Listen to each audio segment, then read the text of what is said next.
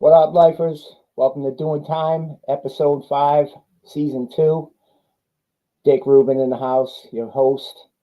Speak the Rebels on vacation today, so I had to pull up and bring up Weapon ESP, my special guest host. What's good, lifers? What's good? What's going on, brother? How you been? I've been good, man. Except for my COVID right now, so I'm keeping my distance, you know what I mean? But other than that, I'm doing good. How about you? I'm not bad. How's everybody over there, though? Are they all good, though? No, they got COVID right now, which sucks. You know, symptom-wise, how they doing? They're doing good. Other than that, everything good, you know. Word. But yeah, we back episode 5, and we got a special guest in the house today with us. He was actually my first interview about a year ago, almost to the day. And so let's bring in Unk11. Yeah. Yo, special guest. I'm honored. Special guest. 1 year ago to the day, almost, I interviewed you. That's wild. And you were kind of like the inspiration behind me starting to do this, because I was like, fuck it, man. Like how you fell into doing radio, like that wasn't your path, and you were just like, rock with it. Let's run with it. Yeah. So I said, let me fuck with that, and let me run with it. So how have you felt about it since you've taken the path? Like it wasn't your main thing, but how do you feel about it now? I'm feeling good about it, and like we've changed over the past. I think we've done what 25, 26 episodes now. And so, yeah, it's definitely we've been changing. And like now Speak, I brought him on as my co-host, and we've already been friends for quite a while. So we had this good rapport back and forth. And we've been running with it, and we're trying to like expand, bring on different guests, bring on not just MCs. We have producers coming up, we have editors coming up, we have behind the scenes businessmen coming up. Nice. So yeah, it's like we're trying to like reach everywhere, not just stay in that one lane. You feel me? That's really dope to see, especially like I said, since I know it wasn't like your original path, but to see you grow on it and build and keep getting so much more, and the names, the tier of guests that you've been able to have on this is super impressive, bro. So salute to you, to lifers, everybody in the group, man. That shit it's been really cool to see it grow from the infancy to where it is now, and knowing how much more you got ahead of you. Yeah, exactly. But like I said, I gotta thank you, man, because you're a piece of that inspiration. Well, I appreciate that.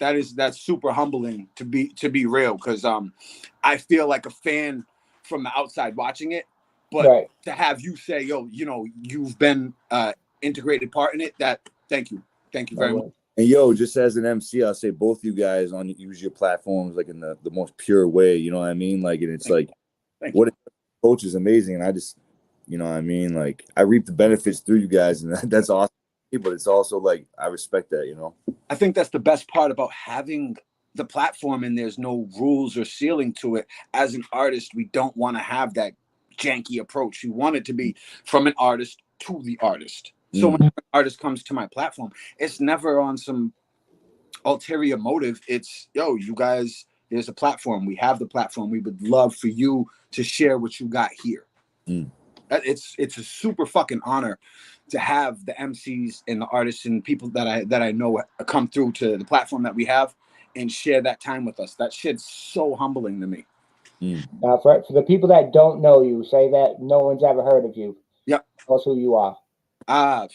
Unk11, MC, DJ, radio co-host, host, fucking artist, philanthropist, lady killer, you know, all that good shit, man. What's the name of your radio show? The name of the show is No Request Radio. We are on WBRU 360 every Saturday from 7 to 11.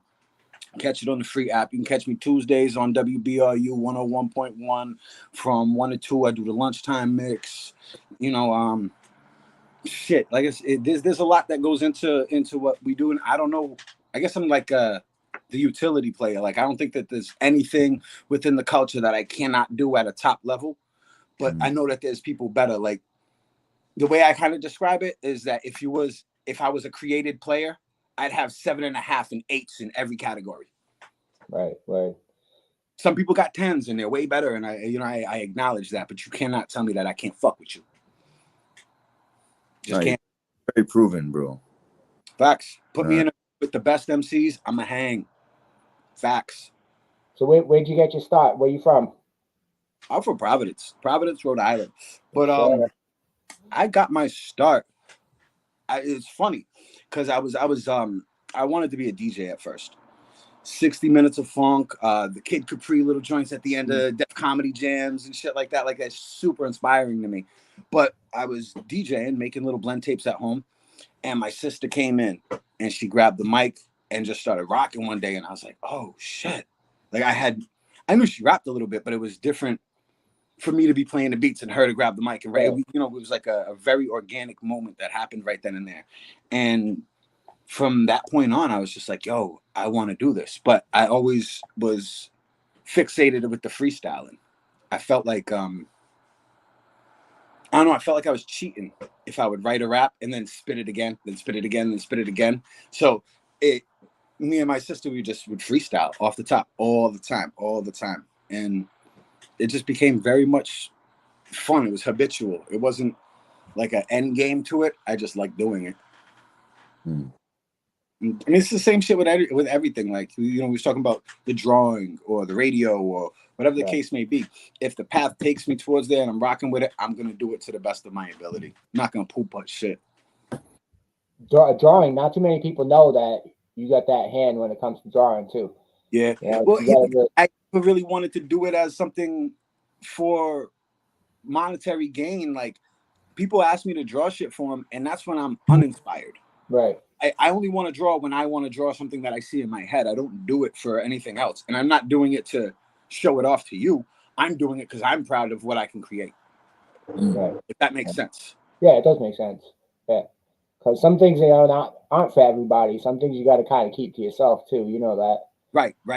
I mean, I enjoy it, and I have a lot of fun with it. But if I showed you my best drawing, I could also show you 10 faults within that picture. Skateboards. I remember you had the skateboards that you drew. Yep. That shit's crazy, man. Those went quick too, and I want to do them again. Was a bear. It was the Huey Newton bear. It was the picture of resembled Huey sitting in the wicker chair with the gun and the staff. Very monumental picture. And I did it with the bear, but I used the bear as a lot of my logo for Bear Arms. It was a teddy bear with a rifle, and I don't know if I say I'm an advocate of it, but I grew up around guns, so I understand it. You know what I'm saying? I'm not one of them. I'm not like a gun nut. I'm not an NRA back, like, yeah, but I get it. So, right. You ever see a cute ass teddy bear? Oh, he's holding a rifle. Pretty fucking cool. Wep, you got any questions you want to ask Unk? What's your favorite show you've ever played, and what's the worst show you've ever played? Ooh, favorite show I've ever played. I'm gonna be real. It was about a year ago. Now, we've done a bunch of them, a bunch of really great shows. But I would say about a year ago, it was me, Jay Earn, Super, and Chach, and we went up to the Shaskin in New Hampshire, in Manchester, and sold out show on a Thursday night. Like, that's crazy. It's a Thursday night. People is packed in this club, and we had them in the palm of our hands, bro. We're talking. Were you guys opening first, like a headliner? Or yeah. I'm sorry. We were opening for R.A., the Rugged Man, and so hip hop was in the building. They wanted to be fat shit, and we had them. Crowd control, a call and response. I mean, dog, I could have done any fucking thing I wanted to that night. And that's the thing that I love about the shows is once you get them like that, you can literally have them doing and saying and following you, even if it's the dumbest shit in the world. Like, Earn have been like, all right, we need you guys to sit down so the people in the back can see us. We're gonna have story time, and motherfuckers would sit down, 5-6 sitting on a wet floor. They're like, I got you. Word, like there's big. But I say, worst show. There's been a lot of them, and I don't know if I can pinpoint them. But to all the artists out there, if you've ever been in a club and you've only rapped for the owner of the club and the fucking bartenders, that's just a piece of it. You know what I mean? You'll go to venues and it'll be 2 fucking people there, and it'll be one of the rapper's girlfriends. It's if you that's what do like a big opener. Like, that happened with me with Planet Asia. That happened, you know what I mean? I've done shows like that, and there's no one shows up. It's wild, bro. I was so excited because I'm a huge Elzai fan, and yeah. I got the call. It was a travel show. They're paying me to open up. I get to open up for them and Elzai and Crisis during the Jericho Jackson tour. So I'm like, this is fucking solid. Get this, 5 motherfuckers there. 5 fucking people. I took a 3-hour some odd trip for 5 people to man. But you know what? You though, did Elzai get to hear you? Yes. So the Crisis, it was dope. I got a chance to kick it with Crisis for like a good 2-3 hours after the show. I mean, that was fire. Yeah, no, it was fire. Very cool dude. Very cool dude. Met him. It was all worth it. You know what I'm saying? Like, right. It was incredible. I've done a few shows like that where it might have sucked, but we get to rock with the people that we rock with. You know what I mean? Like, you're getting the experience. Right, you know? right. You're meeting people, well, networking. Right, and you have some people that come out from out of town, out of state, to come in, we'll do some shit, blah, blah, blah, blah, blah. Like, me and Jarv have done a couple of shows where they weren't the greatest turnouts, but I'm rocking with homie's rocking with me. It was a great experience. Shout out to a lot of them brothers out in Maine and New Hampshire. There's a lot of them in Vermont, that area. There's some really real talent out there. Good people, dude. Yeah, it's all spread through New England. You've been winning battles out there though and killing everyone off, bro. That's what they tell me. That's what they tell me. I heard about that. Nah, you know what? Go destroy them real quick. You know, it's almost like that's something that I didn't want to dive into. I did the battles because I needed to get my car fixed. Oh shit. No bullshit. Yeah, no bullshit. It was $1,000 on the line, and I'm like, yo, I'm nice. You like see the car as an image in your brain as you're rapping. You're like, I gotta get this shit fixed. You know? I went up to Maine with $10 in my pocket, and I bet my boy. I was like, yo, I got this. I said, really? I got this. There's no way I'm traveling all this way to go home without it. You know what I mean? You couldn't tell me no different. It wasn't like a forced thing. I just knew that I had it, and then I won it. And then I went back the second year just because I believe that, like, you're not a champ unless you can defend your belt. I could win it one time, but you could take it right back from me. That didn't mean I held anything. So I went back the next year, and the second time was even worse. Like, bro, you couldn't stop me that night. Nobody could. And I went home with that one. We went back the year after, and we performed there. And that was another one of my best shows ever when we performed there, because they were used to seeing me as this battle MC, this freestyle cipher.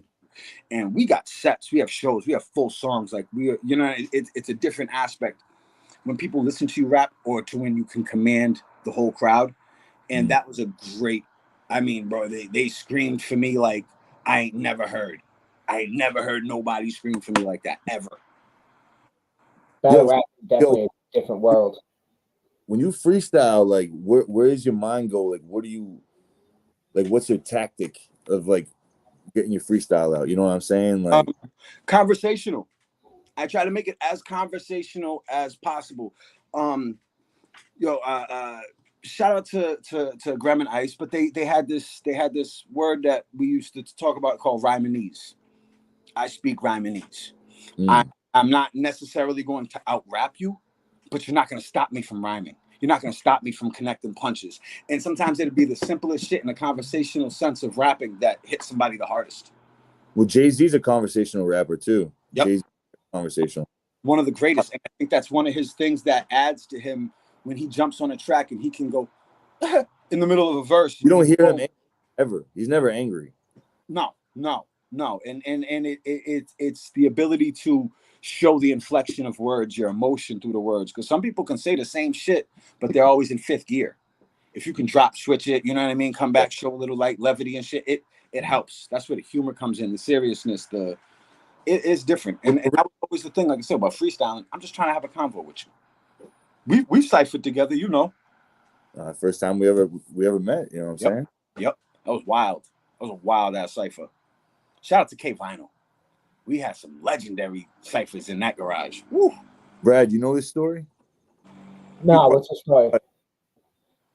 When I remember, I like the song that the Unk did. What was it called? The one with the sidewalk and the Potholes. That I saw that video and I was like, who the fuck is this dude? And I was like, this shit's crazy. Whole vibe, you know what I mean? And like the concept, like not only you good at freestyle, but like your songs have like real, like you stay to the concept real well. And that's not easy to do because like it really isn't easy to do. And I know that as a writer. Thank you. So like I had mad respect for him. I think I hit you up and I was like, yo, dope shit. And I don't know, we just talked a little bit. Yep. Like, come to this cipher. It was in Providence, right?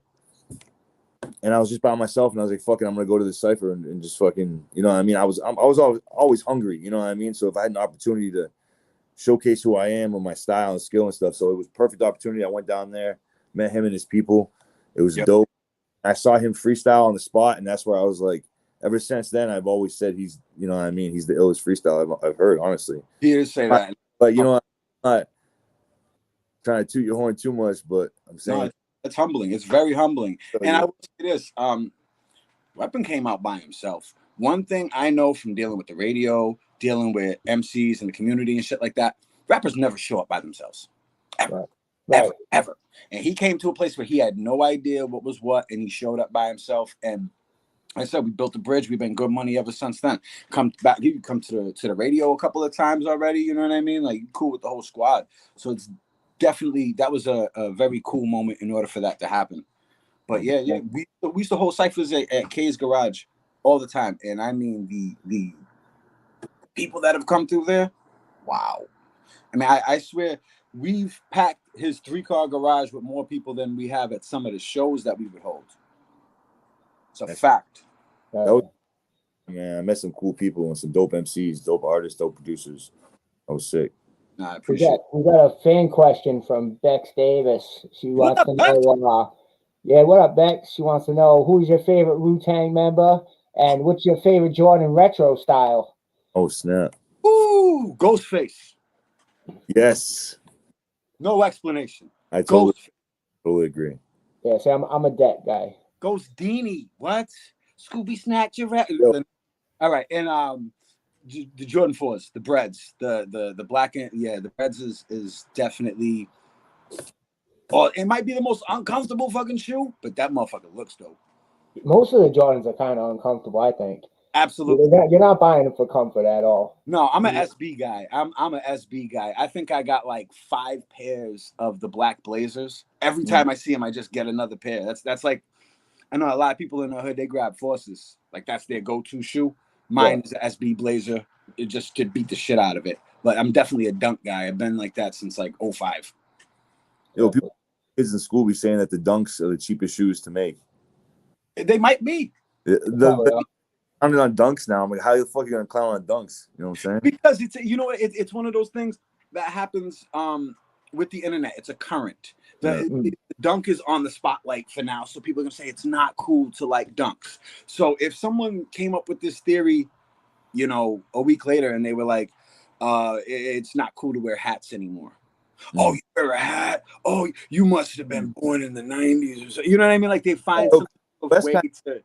Kanye West is like, yo, you wear a Yankee fitted, talking shit about people and stuff. You know what I'm saying? Like, yeah. Shout out to Kanye. Hold on. Here we go. Yeah. Fuck that. Yeah, that's it. Wait till the show on Saturday. I got some shit for Kanye Saturday. What a fucking dick. But we got Bad Seed in the house. Said shout out to Weapon ESP. What's up? Bad Seed watching. Said shout out Weapon ESP. What up, Seed? My dude. Lyrics is watching. We got quite a few people on right now. It's pretty dope. Absolutely. I want to segue into another segue into a little segment that we have here. Let me hear. It's called What's Your Issue? It could be anything. It doesn't have to be music. It could be anything from small little nothing to your world ender. All right. What's your issue? My issue today? Yeah. Jealous baby daddies. Don't be mad at me. Don't be mad at me. We all had fun. Leave it at that. No, elaborate. There's quite a few, man. Honestly, there's so much shit that I've seen. And I guess the segue from even that, what we was talking about with Kanye, the the whole Candace Owen White Lives Matter shit, and the idea that everything he says is some calculated fucking genius move when it's most likely not. You know, and I think that people become such fans of the person that they will validate all the bullshit. You know, I wear the Yeezy's pussy hat everywhere. You know, that's how I used to really appreciate the craft, but not the person. So I got a big issue with that. I feel like it's Floyd Mayweather. Like, I'll watch your fight, but I ain't paying for your fucking interview. Yeah, exactly. I think he's just being controversial for controversy's sake because no one was saying his name for a little bit, you know. Once he came back, it was with a vengeance, and it's just looking dumb as fuck at this point. It truly is. It's just the light that's given to it. But what's you know what, Brett, Dick Rubin, what's your issue today? My issue today? Yeah. I had the day off, so it really wasn't that bad. But let's see. Maybe my issue is I actually posted my little public service announcement the other day on Facebook is the tagging of the 99 friends. Yeah. I mean, I get it. We all want to be seen. We all want eyes on our product and our brand and what we're doing. But yeah, please don't force me. And someone said, "Oh, what about the @everyone feature?" But that's like a group feature. Right. So obviously, it's there for a reason. You're able to use that within your group to let an announcement be known. Correct. So that is kind of like a talk. What do both of you guys think about that? Because that is kind of like you don't want them to tag you, but you have this feature in one section of this social media. I think that's probably a good idea if you're in the group. I don't see it as being it's not anything opposable, because even when you check your feed, it'll say there's a new post here, there's a new you know what I mean? So I guess it's just reminding people of the post. But when you're on an individual's page and you're doing the tag, I never want to respond when I get those. Yeah, I feel you. I get it. You want to skip past it. Absolutely. If I get tagged, unless it's like my absolute homie, like good friend, if I get tagged on like a 99 people got tagged, I never listen to it. Never, I don't even check it. And if it's usually the guy that tags you is someone that you never interact with. Exactly. But if I get tagged, if I get tagged in the everyone thing in Hip Hop Lifers, I don't mind because that's the shit I want to see. But if I get been tagged recently in other groups, and I'm like, why the fuck am I in this group? Because I don't want to get tagged on this. You know what I'm saying? So maybe if people realize, and then it weeds out the people that don't even need to be there. Agreed. Yeah, it's a good and a bad thing. Web, what's your issue today? People. I got some other issues at work that are annoying right now, but I don't want to get into that. Oh no, let's talk about. No, I'm not talking about that. Kids. But I'm not. We can relate. Shit, I hate some of my coworkers. About the new wave style of music too much, and focusing on it being not their style that they like. But when you think about it, it's almost like what does it matter? There's so many different styles nowadays. Like people are like, oh, the beats are too slow, or why I'm still waiting for the drums to come. Or it's like, if you don't like that shit, just don't listen to it. Just listen to something else. Like, it's weird that people pick to choose to try to hate on something that's gaining popularity. Well, I mean, it's like that with every bit of it, because every part of it is a different point of self-expression, and there's different areas, different sounds, different things we all feel, different vibes. And I mean, I might not understand some certain vibes, but I get it's understood. So I don't need to. You know what I mean? If it ain't for me, then it ain't for me. But there is a crowd of people that are fucking with it. My opinion doesn't make it any less or more. It's the 5 million people behind me that either agree or disagree that, culminates a real opinion. There's been a lot of that, and I think that there's a lot of talent in almost any we say hue of the color spectrum that we're talking about. What you find, there's great artistry in all of it. Old, trap, drill, boom bap. There's fire shit in every part of it. There really is a lot of hate's thrown out there for no reason. I feel a lot of people our age are stuck. I hate that. In 94, I'll admit it. Up until about 3-4 years ago, I felt the same way. It was like nothing was changing, nothing was evolving. Then all of a sudden, it's like you start waking up a little bit, because I was a little young. Once you start getting tunnel vision, you're in the work, you're in the doing whatever you're doing. And then you start waking up and looking around. You go, all right, I'm going to start changing because the times are changing. And if I don't change, I'm going to be left behind. And that's basically it. Yeah. Yo, even trap, like I don't listen to trap, like I don't even like trap, but I can understand why somebody would. I can understand why like a young kid is trying to turn a good time and they might want to listen to trap. Like a younger self, I used to listen to different shit that I wouldn't listen to now. You know what I'm saying? Like, so there's something for everyone. There's no real reason to complain. And I think there's, like you said, there's good shit everywhere right now. So much good shit. It's actually impossible to keep up with. Yeah, I don't know. That's just how I feel. No, the releases are mind blowing when you look at how much is really out there and how many sections of artists that you probably know nothing about that are putting out great products. It's just you haven't heard of them yet. But I feel the same exact way. I feel like the brothers that talk that, oh, it ain't this old school mentality type shit. Don't tell me you like hip hop. You only like hip hop from that era. Right. That's it. You don't like, because it grows. There's, pieces of it where there's maturity, there's experimentation, shit like that. You don't tell me that's the only shit you listen to and that's real hip hop, because the definition alone, you've missed it. You've missed it completely. If you even try and tell me that hip hop itself belongs in one category, you know nothing about it. Yeah, you're absolutely right about that. There is no one category. No. Because look at there's 100 subgenres out there. And like ICP, like it or not, they're in the subgenre of hip hop. Dude, they're huge. They have a cult following. For me to ever deny that and say anything, and not just that, they are some incredible businessmen. Yeah, marketing geniuses. They've taken their brand and they've turned their rhymes on a piece of paper, whether you like them or not, their music that they have created, they've turned it into something bigger. I mean, dude, they're on like the top 10 gangs list in the US. What? Right. That's insane. Because you're following, because you're fans. That's insane. I think my first show I ever did, there was like a bunch of juggalos in the crowd, and they gave me mad respect. And I was like, yo, I to myself, like, I don't listen to this shit at all, but like these fans are actually pretty fucking dope. I was like, I respect. That has that type of fan is definitely. Don't quote my shit. The fuck? Yeah, those fans will support you. They're the ones buying your shit. They're the ones buying T-shirts. They're buying everything because they want to have every little piece of it. So you gotta respect them. I think that's another thing that goes into the artistry that people don't really understand anymore. Is that especially with the numbers and the way that social media makes it now, is like, oh, you're not popping unless you got like 100,000 fans or some shit like that. Okay, well, during that 100,000 on your social media page, how many of them are actually fans? How many of them spend money with you? How many of them buy your merch, your music? Are they going to your shows?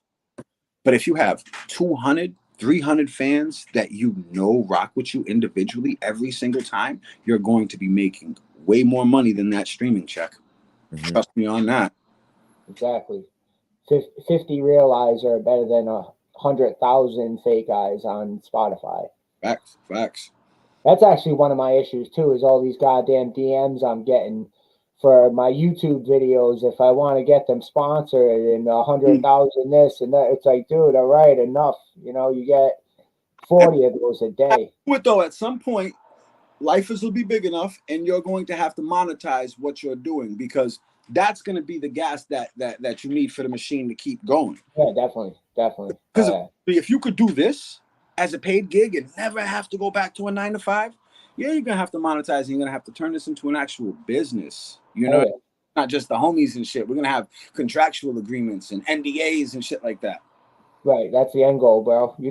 Absolutely. It's baby steps too. It's all baby steps, and especially now. I mean, it's different for between a podcaster and an artist. A podcaster needs time to develop.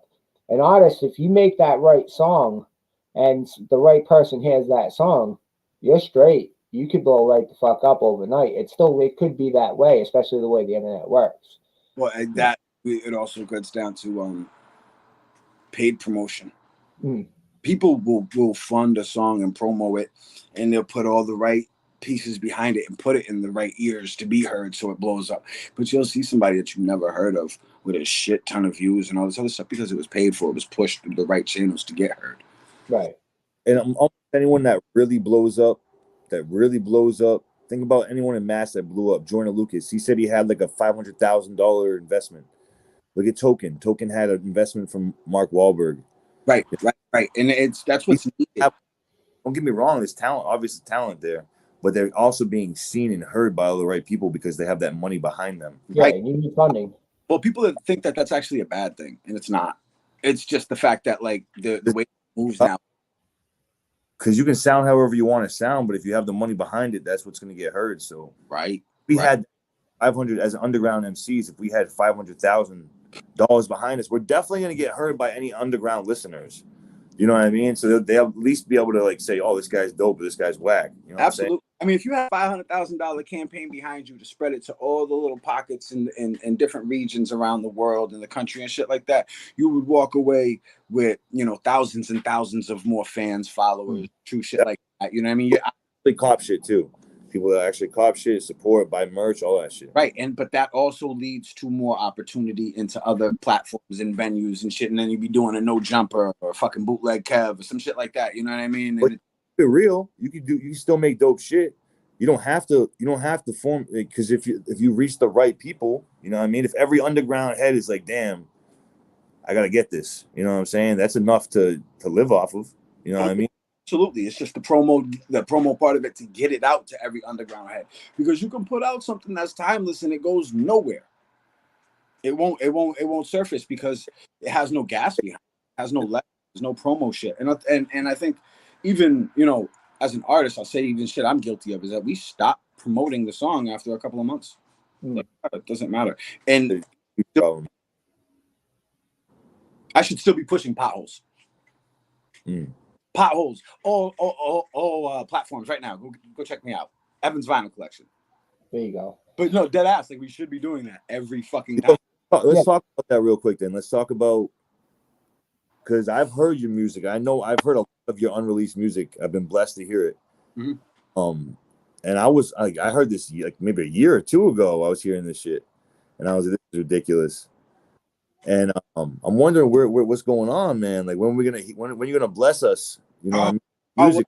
No, it's ridiculous, and like me and Soup have been building this rollout right now. Actually, we're shooting videos, promo shit, freestyles, 24 bars, shit like that. Just random shit that we're using for promo shit until we can push the album out. We've been working on a lot of post-production shit, but we also had a big switch in just the dynamic of life. Like a lot of shit happened with me where I had to kind of like settle myself back, kind of like, because I was going 110 miles an hour everywhere I went, and there was a certain time where I know I had to just step back. I kept the radio show and I built that platform for the artists to be able to do their shit, and at the same time I never promo my shit on the radio. I'm never like, hey, it's my show, Unk11, check me out, I rap. No, we get an MC there, the show is about them. It's never, and that was kind of just something that I had to do for myself to step back away from it. But the project that we have, we're looking very forward to putting it out. It's called Accidents Are Meant to Happen. And I think that even pushing it back gave it that much more time to bloom. And this coming year, 2023, will be a big rollout for what we're doing, and we'll have the merch and the art and the fucking prints and the, you know what I mean? But like, that's the thing, is that I want to make sure that the shit is done properly. It's not just here's a video and I don't know what I'm doing. If I release one video, I want to be able to know that I have my next 3 or 4 videos already mapped out. So we're not just hitting them with one and, hey, what happened to this guy? Because if you're not active on social media every, fucking day, you're dead in a week and a half. People are like, where'd this motherfucker go? You have a short lifespan unless you're steady punching. And I'd rather, gather up all my shit, get ready for the fight before I just go out there and start throwing haymakers and now I'm out of breath. And until that time, I feel like while shit's cooking, I've kept the foundation of the platform alive with the radio show, and it keeps us still in the ear of people. We're still involved. We're not sitting back and being lazy, but it's also, like I said, it's a different branch. It's a different tree. It builds a lot of bridges with artists, which, like I said, I've been able to chill. It's your boy Ghost. You know what I mean? Like even just being able to sit down with him now, I can get some beats from that brother. That's crazy. I can do this. I can make a lot of different moves that are very beneficial to what I have in the future. That's what's up. So you're like building up weapons. Shout out Ghost of the Machine. Yeah, shout out Ghost. Shout out. Shoot, was it Savage Land? Record. Yeah. Oh, I bought the vinyl. I got the Weapon ESP T-shirt and shit. The fact. It's a fact. It. For real. But anybody knows I support. If you're doing your thing and you got some dope shit, I will support that shit 1,001%. Yeah. If you're whack and you're still trying your best, I'll still support you. Yeah. So we were almost about to talk about this before, but like, I feel like it's good. It's good. Your whole plan, that's a great plan. I really do think it is a good plan to always have things ready to go. So there's non-stop promotion that's going to keep pushing all those songs. And then there's also like the other perspective of like the people that are like there's lots of people that are dropping like, you know, they'll drop like 8 albums in a year or something like that. You know what I mean? It's right. It's not like a try hard approach, but it's like I'm nonstop giving you, you know what I mean, what you need. Even though like some of it won't be their best material, but then some of it will be really good. You know what I mean? I feel a lot of that is cookie cutter. But some of it's really good. No two ways about it. No two ways about it. And, like Euro Droog, for instance, right? Euro Droog is dropping tons of projects, and I feel like all of it is quality. You know what I mean? I don't feel like there's anything that's like, this is whack. You know what I mean? Like, fan of him. So it's easy for you to already get into what he's putting out. But like if you were to learn about him, you would have to hear that one joint to catch you. Yeah. You know what I mean? And I mean, once you get into him and it's sort of like a niche thing, you're getting what you've expected from him. So he's catering to his fans. And motherfucker's great with what he does. And I think honestly, like if I was to, you know, sit down in a room and freestyle all day and we could record them and put them out and there was a fan, you know, cult for that, it'd be easy to just sit down every Friday and do another session and do another, you know, do a whole fucking EP in a night. No problem. But to me, it's something bigger than that because, and I think that's one of my biggest problems with the ability to freestyle is the ability to write shit because I second guess what I'm writing because I can freestyle it that nice. If I write it, it got to be way better.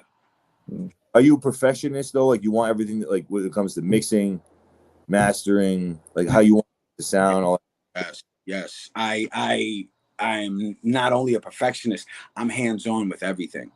So, I mean, I might not be a beat maker, but I'll be producing the shit out of every record I got. I need this here, that part, this drop, the cuts. I need the guitar, I need the drums, I need the singer, I need I'm doing all that shit. No doubt.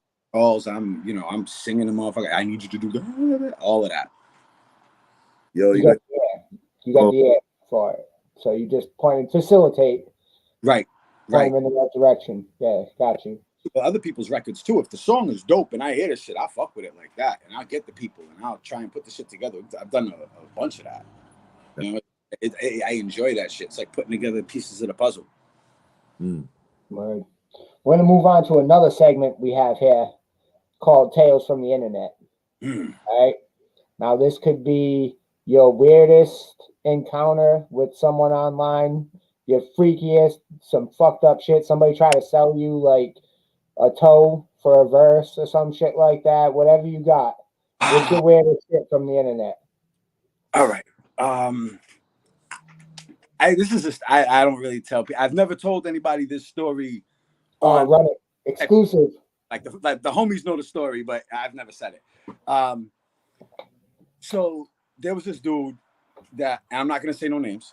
Nah, no names. But I'm really not someone that does a lot of work with others. Like I'll rock with you if I rock with you on a personal level. So like if me and Weapon get up and talk and shit, I'll do a track with him, no problem. Same shit with Speak.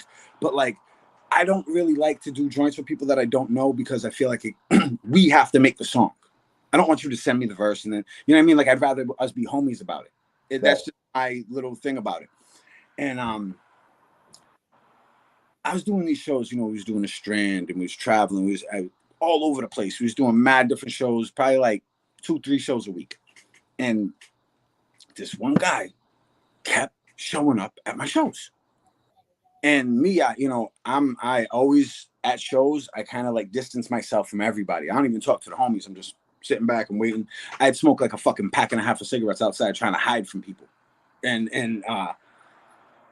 the show gets done. I get off stage. I go outside and I light up a blunt. I'm talking to somebody out there. And then this kid just comes up. He's like, oh, very dope. Blah, blah, blah, blah, blah. Giving me, a lot of praise. He sees me at the merch table, bought like a hoodie and shit. So I was like, that's what's up, man. I appreciate you. And gave him like my 5-10 minutes of shit. And then, I dipped out. Next show, kid's there again. Yo, that real good, real dope, real dope. I bought a hat, all of that. So I'm like, wow, this kid's really supporting. Plus, he's going to all these places. Like, that's weird when they're like, hey, we took this 2-hour drive to see you. Right. That's fucking amazing. Like, that's crazy. But as I kept doing shows, he was there. He kept showing up. So I think I was opening up for Busta at the Strand, and I see him out back on the side, and he's like, hey, man, I'm trying to get in and doing my thing. And this was also while I was co-hosting on the Franchise Report. Shout out to DJ Franchise. And so he's trying to get a radio spot. I'm like, oh, you make music? Oh, that's what's up. He's like, yeah, I'd really love to get a feature with you. I was like, nah, man. No offense, no offense, but no disrespect. I don't do that. I don't do that like that. Like, I don't got time to I know it sounds bougie, but like, artists understand that shit. If you really want to give them something, you have to put genuine and care into the product you're putting out, or else it's not worth it. And he was persistent, and I mean persistent. He started hitting me up on IG. He's calling a fucking radio station. Like, seriously, it was wild. Like, he'd be like, oh yeah, shout out to Unk11. Yo, let me get that feature. Bro, we're on the radio. Nonetheless, I thought it was cool. I thought it was humbling to me, but he kept pushing. That's probably like the 4th or 5th show, and I was like, you know what? I'm gonna give this motherfucker an astronomical price, just so he backs off. Like, he's not gonna do this shit. So I told him the number, and he was like, "What's your Cash App?" I said, "What?" I said, "All right, you send me that in my Cash App right now. That number I just asked for, I got you." He sent it to me, bro. Like, now, even when I tell people like the number that I got for this verse, it's like, get the hell out of here. Yeah, right. No, I did. I got paid that. But the worst part about it was I still didn't want to do the shit. I didn't want to do the shit. It's like I said, like almost like I don't want to draw for you. I want to draw for me. Right. I don't want to write for you. I want to write for me. Maybe that's pretentious of me in that sense, but it's just how I feel about doing what I do. I love doing this shit, but I like doing it for me.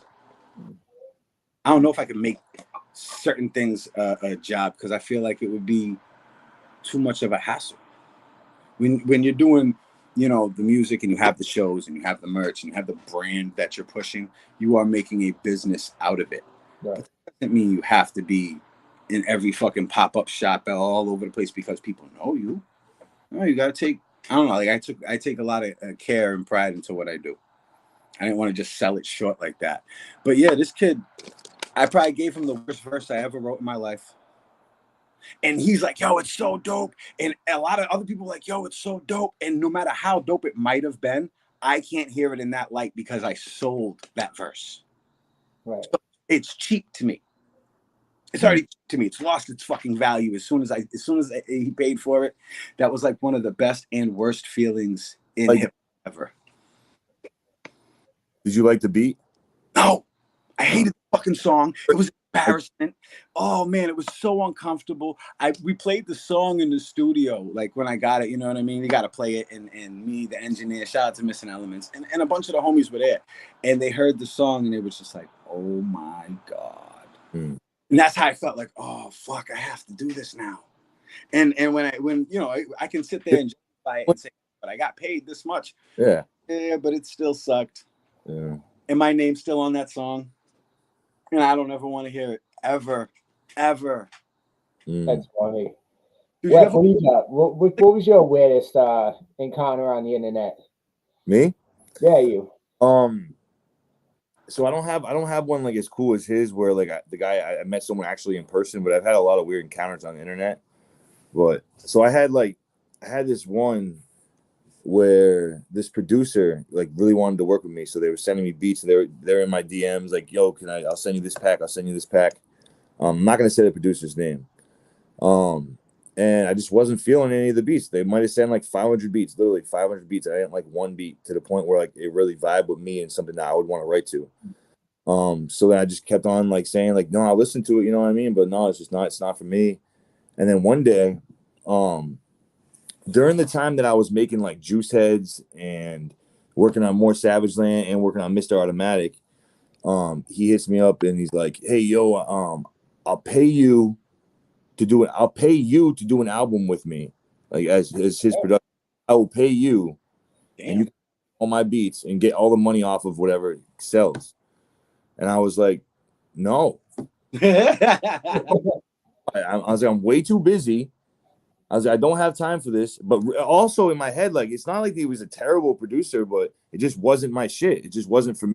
You know what I mean? Like, and I didn't want to be a dick and say that. But then like one day, I remember I made a post or something about like a new record I had, and he was like, yeah, you would have classics if you made an album with me, or some snide comment or some shit. And he was like, later on, he was like, your last album would have been better if Ghost was on it and it had more drums. So he's just like, now he's like all salty because I didn't work with him, and he starts writing all these comments on my shit. Like, bro, really, I didn't fucking work with you. That's what the issue is. You know what I mean? Like, you gotta love that though, because honestly, it feels like a lot of, and this is another weird thing. Aside from the homeboy paying me this astronomical number, like you'll get borderline stalkers. Yeah. If you're not, you know, they'll show mad love at first, and then it's like, yo, it's a mission to hate you. It's a mission to say some foul shit. Because what? I didn't acknowledge your puppy's second birthday or some shit. Like, you don't care about the people, bro. I don't know you. Yo, the ones that say it's for the like this one other dude hit me up from Europe one time on Instagram, and he's like, yo, I really want to do a song with you. Let's collab. And I was like, all right, I charge for verses. I don't know this guy from a hole in the wall. You know what I'm saying? Like, I was like, obviously, I'm gonna fucking charge him. I was like, I charge for verses. He's like, come on, man, let's do it for the love of the culture. And I was like, I've never even heard you rap. I have no idea what this beat's gonna sound like, and you're just telling me to do a song with you. Like I'm just telling you, I charge. Who knows if I'm even gonna do the song with you if I don't like how you rap or if I like the beat. Right. You know what I'm saying? And he was like, well, what do you charge? And I told him, and he's like, are you kidding me? He's like, Rusty, no, I won't even say the name actually. He was like, this rapper only charges $200, and we did a song with him for $200. And I was like, I don't give a fuck what this guy charges. You know what I'm saying? Like, how you gonna tell me what I should charge? Ask me to be on a song with you, and then I tell you what I charge, and you're gonna try to talk shit. You know what I'm saying? Like, it's. Well, I don't get that. Like, yo, like you said, it takes time. Then I gotta pay for the studio time. I gotta take my time out, my day, and my schedule to make sure that I did something for you. And it's like you said, it could be something like a timeless verse that you wrote. It could be some of your best thoughts and ideas that could go towards your project, finishing up something that you can actually make money off of, instead of getting to help someone else make money off of your shit. Right. And if I don't, I'm not doing that. I mean, yo, seriously, shout out to the homie Red Rebel. He asked me to do a feature one day, and I probably wrote one of the dopest songs ever in my life and just handed it to him. I fuck with the kid like that. We're good. Yes, it was a great piece. And when I was done with it, I was like, wow. But I was happy to do the song for him. Somebody randomly asking me to do that is like, I don't know you. We don't have any rapport. You're just kind of coming out the blue and being like, hey man, you got a couple dollars? No. Plus, it's like, yo, if you're an active MC, you have mad shit in the works, and you have tons of shit to finish off. You're constantly think about what you have to finish for your own projects. Yep. And like that's just interfering with it. You know what I'm saying? As an MC, as a father, as a man, as you know what I mean? Like, there is a day-to-day routine of things that people have to go through with it. I'm not just stopping because and it makes it much worse when you just don't know the person from a hole in the wall, and that's their approach.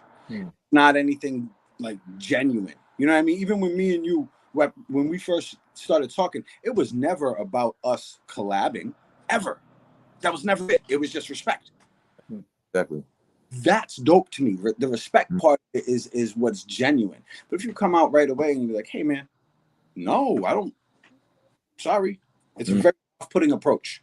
Exactly. It's one thing we've tried to build this whole thing on is respect, and like pulling everybody together and trying to make it more of a community, and everybody fucks with everybody and everybody's helping each other out, and that's dope. You've Like done you're seeing it grow every day, every week. Like we got a show coming up October 30th. Wear your costumes, Middle East, Attack of the Killer MCs. So dope. We got triple headliner. We got Animal Embassy, Shy Elemental, Speak the Rebel, First Electric, Genosha Records, Weapon ESP, Goes to the Machine, Logun, and we got them Grind Wave boys. So, and they've been like day one lifers. Yeah, that's a crazy lineup right there. That is. We got a hell of an opening cast too. They're gonna be killing that shit all night. So everybody come out, wear your costumes too. Everybody gotta dress up. You too. I want Weapon's gotta be a baseball player. Oh, John B this year. You know he's got his high school uniform hanging up in the closet. I have a Weapon X helmet, yo. Yeah. So I wouldn't. But Unk, what do you got to push, brother? We're coming up on time here. All right. Evan's Vinyl Collection, all streaming platforms. Fucking No Request Radio every Saturday on WBRU. You can get the free app, download it, and catch us from anywhere.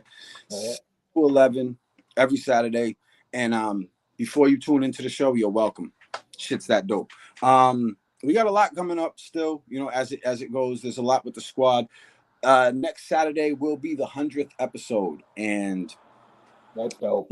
That I got of MCs that are showing up to this cipher is fucking legendary. I don't know of many people that would be able to get this caliber of MCs all in the same room together to do something for one. I don't know if anybody else could do it, and I'm very humbled to say that shit. It's so dope to see the respect reciprocated back, and people are fucking with it. So fucking dope. Thank you. What's the date for the 100th episode? October 15th. WBR 7 to 11 free app. Tune in, check that shit out. You can even catch all the previous episodes on SoundCloud or whatnot because we put it all there anyway. No Request Radio. Thank you, lifers. Thank you. This is dope. I enjoy seeing the group grow the way that it has since we first talked. Like you said about, and a lot of shit has changed for both of us. So that's very fucking dope. Shout out to Weapon ESP, Savage Land, Goes to the Machine, Genosha. Those are the homies right there all day. Like I could turn around right now and show you the Logan vinyl I got and whatnot. You know what I mean? Like that's definitely nothing but respect. Speak. I don't know what the hell you doing, bro. Get it together. No, I'm just playing. Shout out to Speak, man. I wish he would have been here too today. That's a good brother. We've had him on the show a few times. But shout out to everybody out there that's doing their fucking thing and really making it count for themselves. In every move that you make, if your next move is your best move, then don't celebrate today. Just be happy that you did it. You know. And thank you guys. Seriously. Thank you, bro. Web, what you got coming up, man?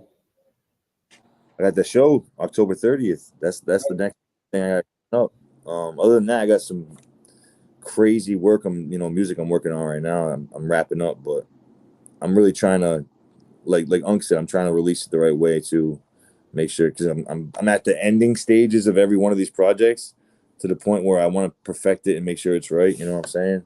Right. But yeah, it's close. I got some good shit. All right, fellas. Again, thank you. Thank you for doing time with me up here in Lifercast land. Again, Unk. I appreciate you, man. Shout out to the 100th episode. Shout out to D-Nat. Shout out to Nephew. Shout out to Super. Right. You're doing your thing. Make Rhode Island proud. So that makes me proud, even though Speak's always talking shit about Rhode Island. We gotta get him and us and you together, because he's always talking shit about Pawtucket, Providence. We need to get a conversation we could have about Natick. Yeah, right? Exactly. But, all right, fellas. Thank you so much. Thank you. Episode 5 in the books. Thank you for doing time with us, lifers. We out. Peace. Peace.